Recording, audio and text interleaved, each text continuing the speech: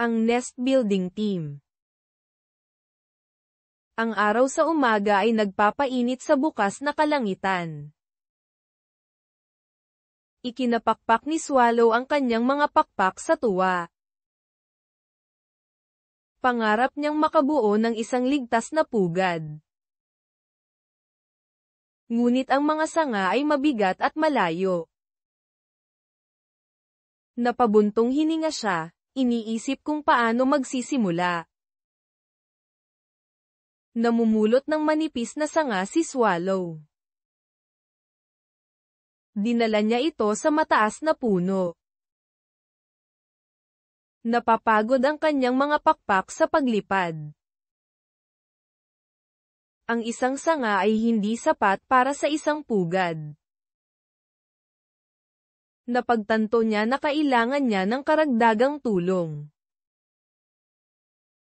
Napansin ng Maya si Swallow na nagtatrabaho ng mag-isa. Siya flutters malapit sa isang friendly huni. Atko, anong ginagawa mo, Swallow? Atko, tanong niya. Atko, gumagawa ako ng pugad, ngunit mahirap, Atko. Tumango si Sparrow, handang tumulong sa kanya. Kumukuha si Sparrow ng isang sanga gamit ang kanyang tuka. Lumipad siya sa tabi ng Swallow patungo sa puno. Magkasama, malumanay nilang inilalagay ang mga sanga. Napangiti si Swallow, gaman ang pakiramdam niya. Ang dalawang ibon na nagtatrabaho ay nagpapadali sa trabaho. Marahang lumapag si Dove malapit sa abalang pares. Itinagilid niya ang kanyang ulo at magiliw na nanunood. Atko, pwede ba akong sumali sa trabaho mo ngayon, Atko? Malugod na tinanggap siya ni Swallow at Sparrow. Tatlong magkakaibigan ngayon ang magkasama sa gawain. Ang bawat ibon ay nagdadala ng mga patpat mula sa lupa. Pinipili ng Maya ang maliliit at manipis na sanga. Dala ng kalapati ang mas malakas at mas makapal. Ang lunok ay maingat na naghahabi ng mga sanga sa pugad. Ang kanilang pagtutulungan ng magkakasama ay nagpapatibay sa istruktura.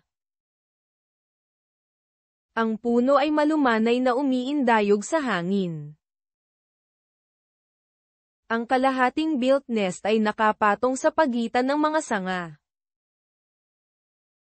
Tinapak-tapik ito ni Swallow gamit ang kanyang mga pakpak. Siya ay tuwang-tuwa, nakakaramdam ng pagmamalaki sa pag-unlad. Ang kanyang mga kaibigan ay nagpalakpakan at tumabi sa kanya. Bumalik sila para sa higit pang mga sanga na magkasama. Ang langit ay napupuno ng mga pakpak na umaalingaw-ngaw. Ang mga ibon ay lumilipad sa mga bilog, na may mataas na mga sanga. Sumasayaw ang kanilang mga anino sa parang sa ibaba. Lumalaki ang pugad sa bawat biyahe. Sa wakas, ang pugad ay mukhang puno at bilog. Ang mga sanga ay magkakaugnay, ligtas at matibay.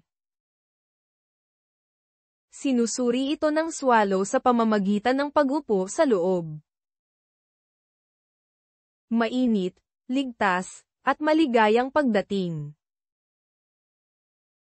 Ang kanyang mga kaibigan ay nagtitipon ng buong pagmamalaki sa paligid niya.